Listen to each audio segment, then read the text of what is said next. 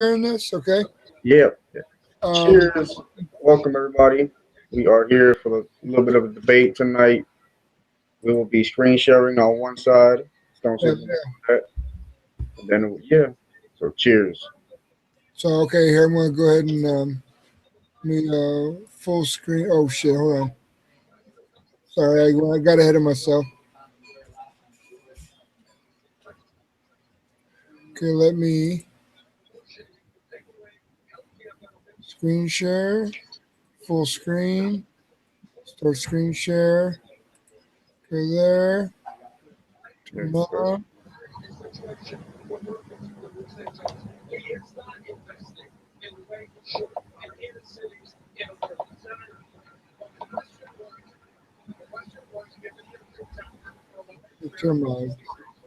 Turn my gentleman, this gentleman is now negotiating to take away health care benefits of Verizon workers outside jobs to the Philippines and trying to create a situation where workers will lose their jobs. He is not investing in the way he should in inner cities in America. Senator, but the question was, given your contempt for large American corporations, as president, how would you be able to promote American business around the world? First of all, the word contempt is not right. There's some great businesses who treat their workers in the environment with respect.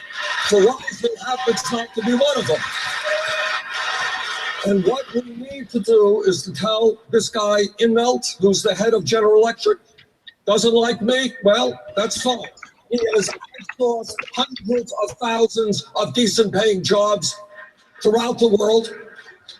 Cut his workforce here substantially. And in a given year, by the way, turns out that both Verizon and General Electric in a given year paid nothing in federal income tax despite making billions in profit. Senator, experts say that no matter the means to bring back these jobs to the United States, prices of goods for consumers in the United States would go up, which would disproportionately impact the poor and middle class. So how would you bring back these jobs to the United States without affecting the cost of goods to America's middle class and poor? Well, for a start, we're going to raise the minimum wage to $15 an hour.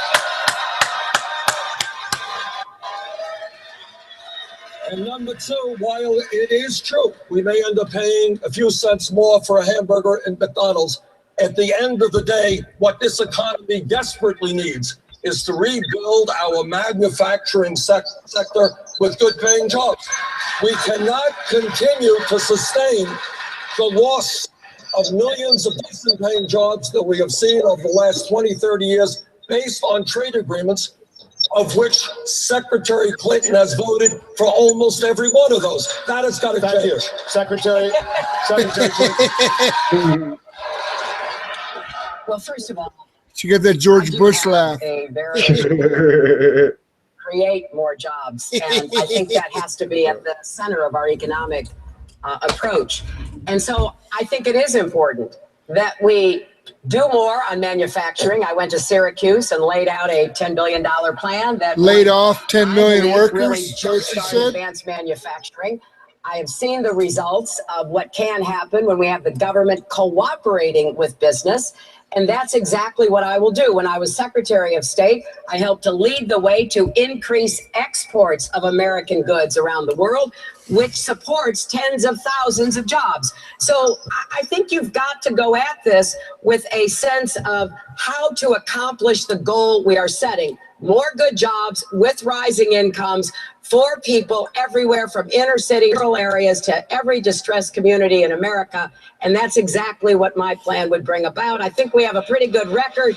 If we look at what happened in the 1990s, we got 23 million new jobs and incomes went up for everybody. Let's do that again. Senator, you responded on Nice. Notice she threw in her husband in there. You responded on the Secretary. On the stage with Migros said you let your man cheat on you so you can run for office just so you can get him back. An hour. But you do not support raising the federal. Look at that guy's name, Dr. Fergus Fedoran, PhD. If a Democratic Congress put a $15 minimum wage bill on your desk, would you sign it? Well, of course I would. And I have supported the fight for 15. Time for that. Endorsement of most of the unions that have led the fight for 15. I was proud to stand on the stage with Governor Cuomo, with SEIU and others who have been leading this battle. And I will work as hard as I can to raise the minimum wage. I always have. I supported that when I was in the Senate. But what I have also said is that we've got to be smart about it, just the way Governor Cuomo was here in New York. If you look at it, we moved more quickly to 15 in New York City, more deliberately toward 12.50 upstate, then to 15. That is exactly my position. It's a model for the nation, and that's what I will do as president. Go as quickly as possible to get to 15. I am sure a lot of people are very surprised to learn that you supported raising the minimum wage to $15 an hour.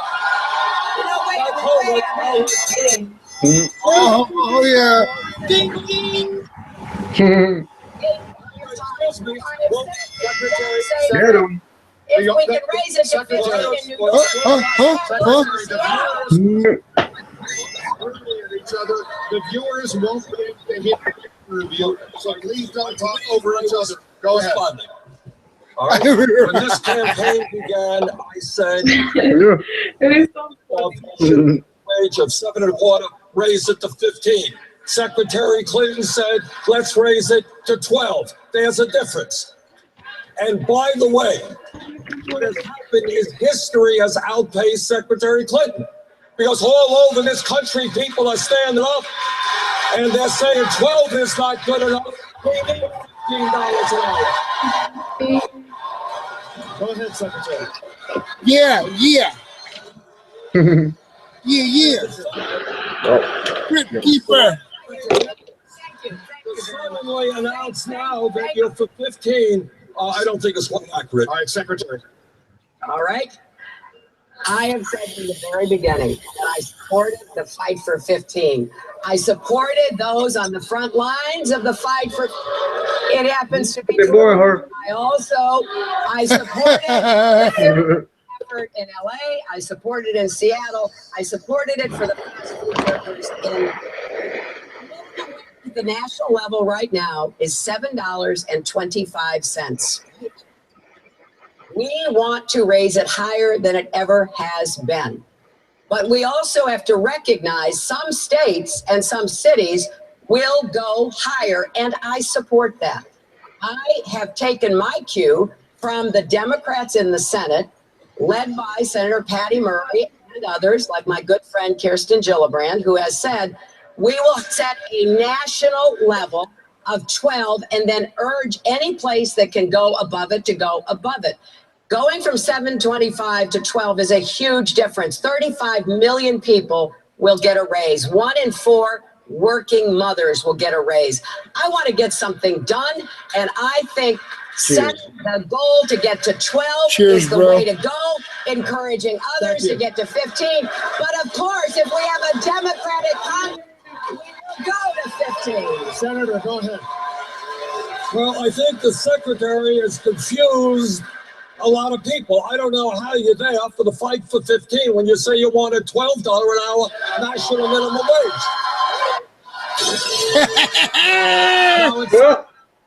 In fact, there is an effort. Patty Murray has introduced legislation for $12 minimum wage. That's good. I introduced legislation for $15 an hour minimum wage, which is better.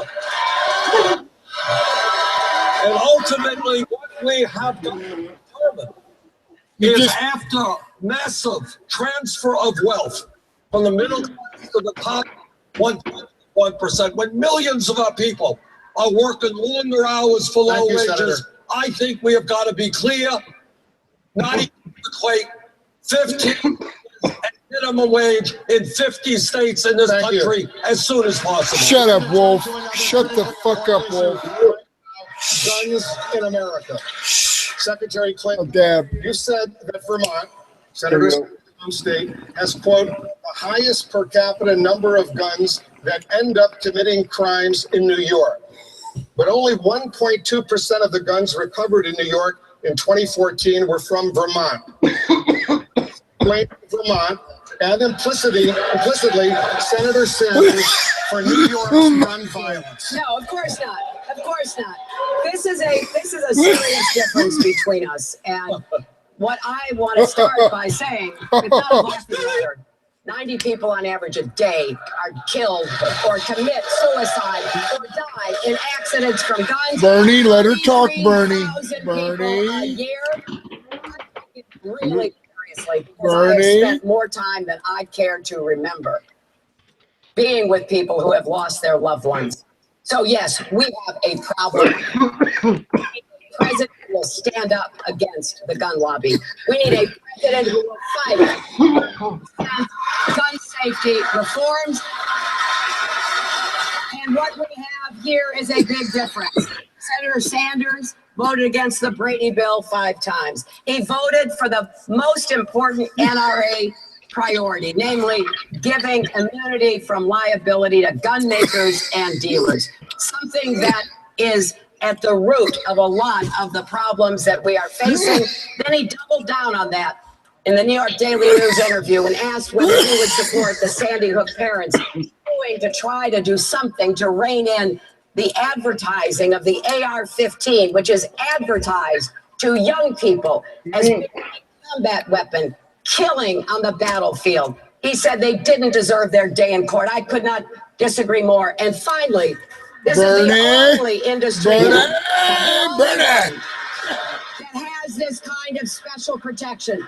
We hear a lot from Senator Sanders about the greed and recklessness of Wall Street. And I agree. We've got to hold Wall Street accountable. Well, what about the greed and recklessness of the gun manufacturers and dealers in America? Okay. Well, the only problem is,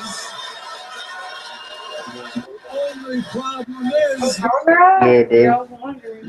your question. Yuri said she's a dumb slut. Responsible for a lot of the gun violence, and you made the point that what she said was totally absurd. I asked her, are you blaming Vermont and implicitly Senator Sanders for New York's gun violence? She said no, but go ahead. Then why did she put out that statement? I put it A out statement because, excuse me, I think I'm responding to you. Go ahead. A statement that was refuted by the governor of the state of Vermont, who was a supporter of hers, who said, oh yeah, in campaigns, people tend to exaggerate. Here is the fact on guns. Let's talk about guns. That horrible, horrible Sandy Hook. What's the word that we want to use? Murder, assault, slaughter, unspeakable act. Back in 1988, I ran for the United States Congress, 1 seat in the state of Vermont. I probably won an election, which I lost by 3 points, because I was the only candidate running who said, you know what, we should ban assault weapons, not see them sold or distributed in the United States of America. I've got a D- voting record from the NRA. And in fact, from a state which has virtually no gun control, I believe that I am the best qualified candidate to bring together that consensus that is desperately needed in this country. Thank you, Senator. Preach it. Secretary Clinton, I want you to respond to that. But why did you put out that statement blaming Vermont and its gun policy for some of the deaths by guns in New York? Well, the facts are that most of the end up committing crimes in New York come from out of state. They come from the states that don't have the kind of serious efforts to control guns that we do in New York. But let me say this. In 1988, as we've heard on every debate occasion, Senator Sanders did run for the Congress and he lost. He came back in 1990 and he won. And during that campaign, he made a commitment to the NRA that he would be against waiting periods. And in fact, in his own book, he talks about his 1990 campaign. And here's what he said. He clearly was by the NRA because they ran ads against his opponent. So then he went to the Congress, where he has been a largely very reliable supporter of the NRA, voting. He kept his word to the NRA. He voted against the Brady bill 5 times because it had waiting periods in it. Thankfully, enough people finally voted for it to keep guns out of the hands of people who should not have them. Senator, I want you to respond, but I also want you to respond to this. You recently said you do not think crime victims should be able to sue gun makers for damages. The daughter of the Sandy Hook Elementary School principal who was killed back in the 2012 mass shooting says you owe her and the other victims' families an apology. Do you? What we need to do is to do everything that we can to make certain that guns do not fall into people who do have them. Now, I voted against this liability law, but in rural areas all over this country, if a gun shop owner sells a weapon legally to somebody, and that person then goes out and kills somebody, I don't believe it is appropriate that owner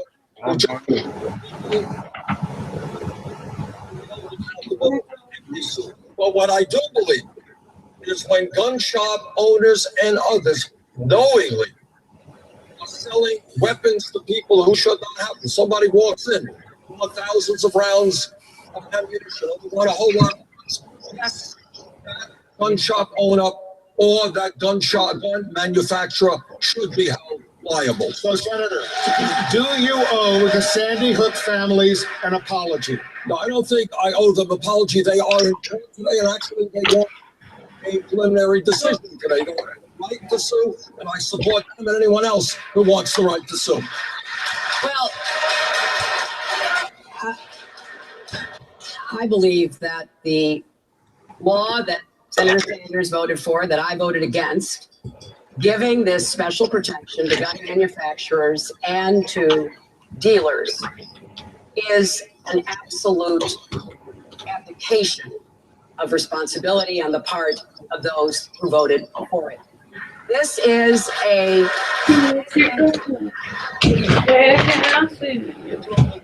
industry in the world, and by the United States Congress, as from Connecticut said, holding gun manufacturers to account. Then we do.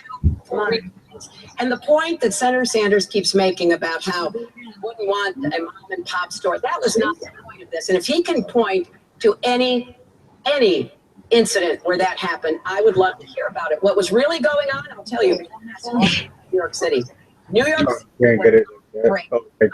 People hold manufacturers and dealers accountable through a very crafted legal strategy. The enemy came to their supporters in the Congress and said, stop it now. And Senator Sanders joined up. Let me just reiterate so there is no confusion. Decades ago, before it was popular, in a rural state with no gun control, Bernie Sanders said, let's ban assault weapons, not see them distributed in the United States. Thank you, Senator. Let's turn it over to Errol Lewis of New York One, Time Warner Cable News.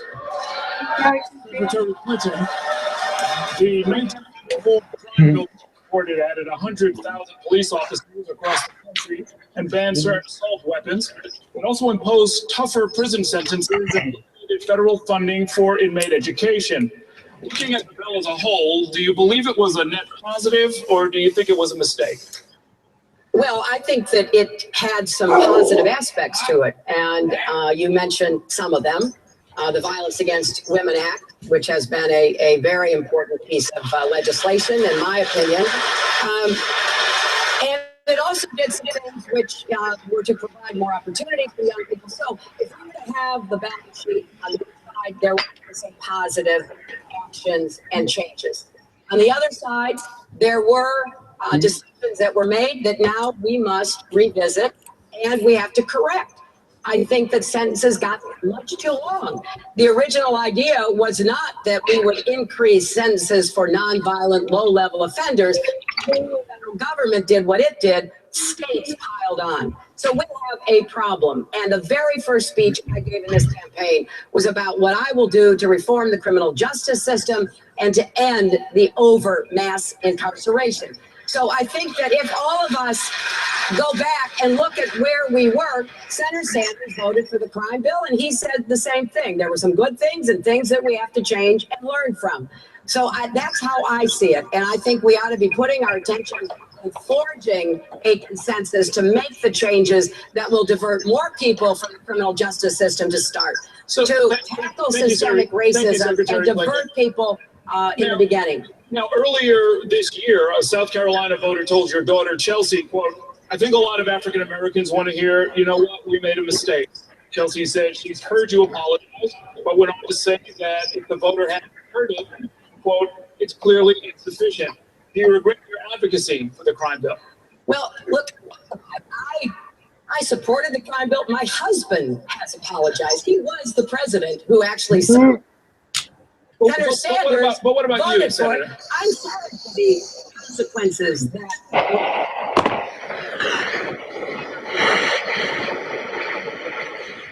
I've seen the results of what has happened in families and in communities.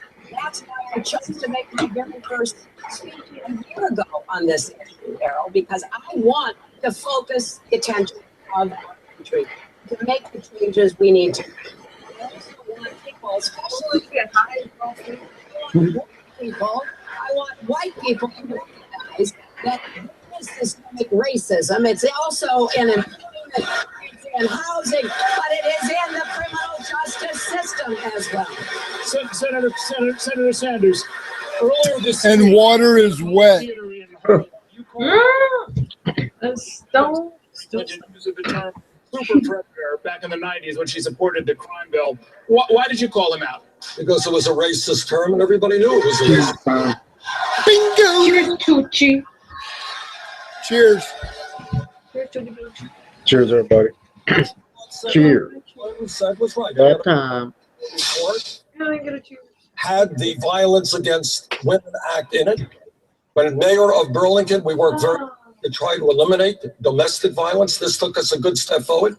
We're talking about the weapon that killed the children in Sandy Hook. This banned assault weapons, not insignificant.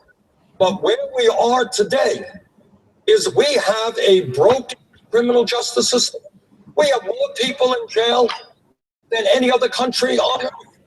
And in my view, what we have got to do is rethink the system from the bottom on up. And that means, for a start, we don't talk about this, the media doesn't talk about it. We got 51% of African-American kids today who graduated high school who are unemployed or underemployed. You know what I think? Maybe we invest in jobs and education for those kids, not jails and incarceration. And I'll tell you what else. And I'll tell you what else. And that is we have got, and this is a difference between the secretary and myself as I understand it. We have got to have the guts to rethink the so-called war on drugs. Let's do it. Here we go, talking about cannabis. Millions over a 30-year period. And that is why I believe we should take marijuana out of the Federal Controlled Substance Act. Thank you. Let's get Secretary Clinton's response. Well, look, I think that as Senator Sanders said about what I said, I will say about what he said. I think that we recognize that we have a set of problems that we cannot ignore and we must address. And that is why I have been promoting for my entire adult life, I think, the idea of investing early in kids, early universal pre-K. She's ignoring Mayor it. de Blasio brought to New York. Kids get off to a good start. I want a good teacher in a good school. Every child, regardless of the zip code that child lives in, and to be really focused on how we build and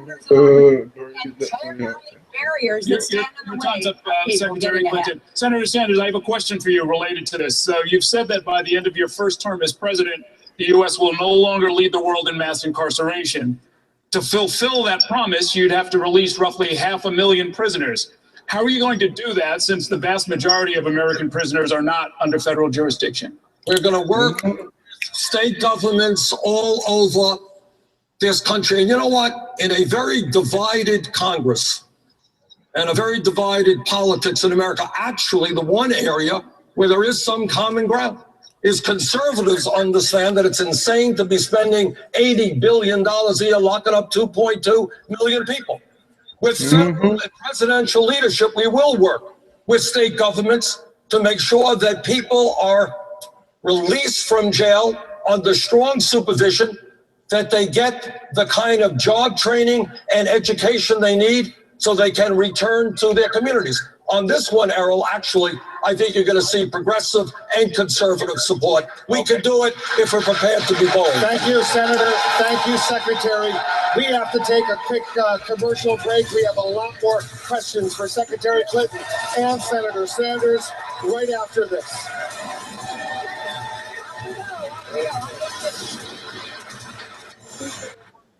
We got that from the one. Did you just say she won?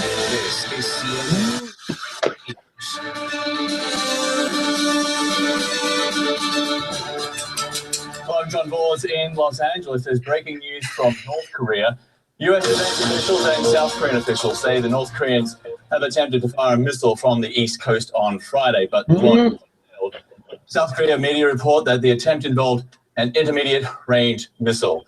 CNN is the only U.S.-based network in North Korea at the moment. Will Ripley joins us now live from North Korea's capital, Pyongyang. So, Will, what's the reporting there of this failed missile launch? Well, mate, there was this, it was a wily coyote, and then this coyote strapped this missile up onto this here, a stick.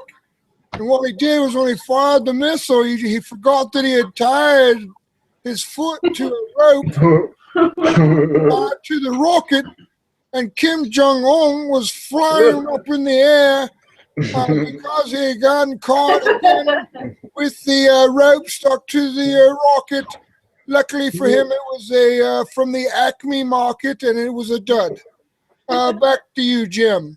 Oh, still me? Keep going? All right. Well, anyways, apparently he hates a roadrunner who goes beep beep quite an awful lot and has an addiction to paint for some reason.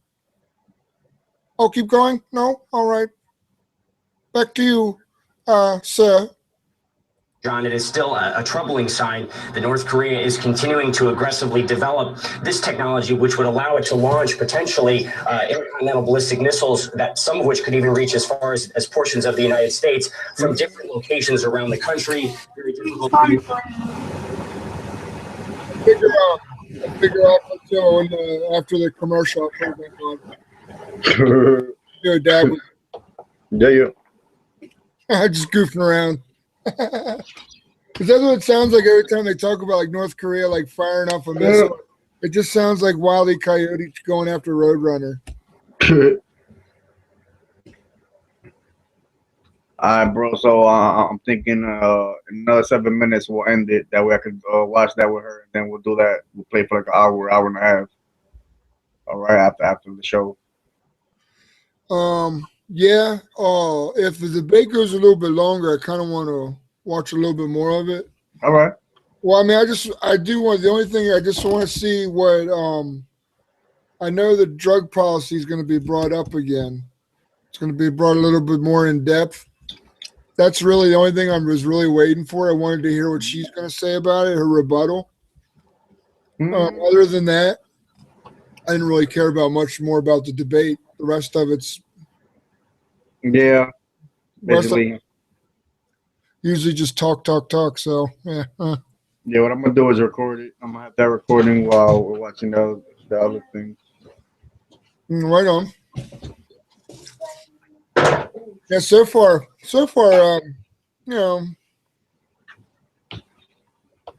It seems like they're both not really talking about anything. Yeah. No. Oh, that's right. I put a damn sorry, dude. Yeah. Cheers, Yeah. bro. Cheers. Look at you. Mom. No, we supposed to.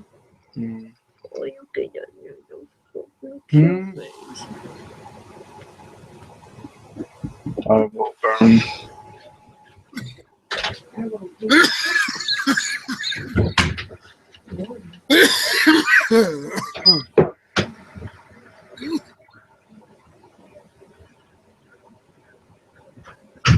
All right, you guys ready? Yeah. Issue of energy and the environment. Secretary Clinton.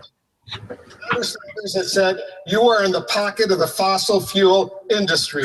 You say you're sick and tired of him lying about your record. What are his plans? Well, let me start by saying we need to talk about this issue, and we should talk about it in terms of the extraordinary threats that climate change pose to our country and our world. And that's why for the last many years, both in the Senate and as Secretary of State, it's been a big part of my commitment bro. could be done. But there has never been any doubt that when I was a senator, I joined with others to try to get rid of the subsidies for big oil. And I have proposed that again, because that's what I think needs to be done as we transition from fossil fuels to clean energy. And everyone who's looked at this independently, the Washington Post and others who give us both hard times when called for on facts, have said that this is absolutely an incorrect false charge. So we both have relatively small amounts of contributions from people who work for fossil fuel companies, best we can tell from the reports that we've done. That is not being supported by big oil, and I think it's important to distinguish that. And let's talk about what each of us has proposed to cut gas emissions and put us on the fastest track possible to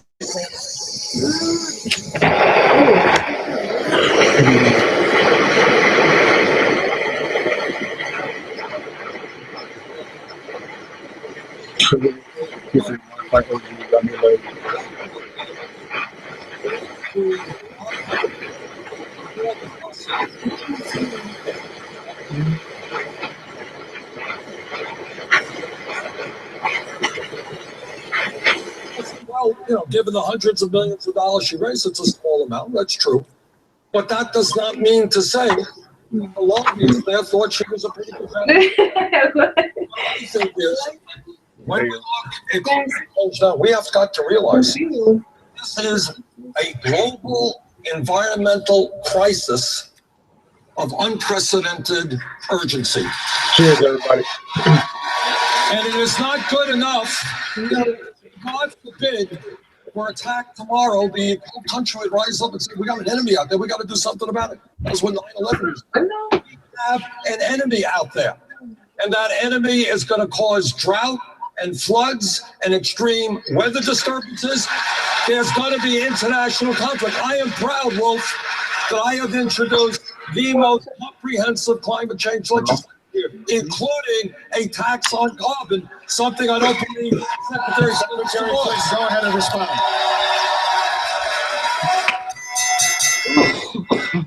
global environmental crisis. Starting in 2009 as your Secretary of State, I worked with President Obama to bring China and India to the table for the very first time, to get a commitment out of them that they would begin to address their own greenhouse gas emissions. I continued to work on that throughout the 4 years as Secretary of State, and I was very proud. President Obama and America led the way. That was Trump. The agreement that was finally reached, 95 nations committed to take steps to actually make a difference in climate change. You do it? Yeah. Mm-hmm. You will? Attack the agreement. Said it was not enough. It didn't go far enough. Not to Putting together It's because it's all on top of each other. that wasn't It's good. and our president It's a good one. he doesn't appreciate criticism. Let's look. No. When you were secretary, Take the next one. also worked on.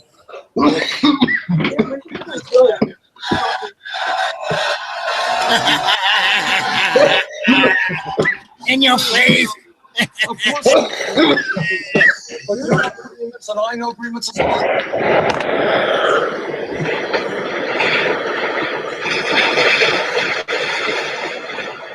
System. Tomorrow, we'll get means.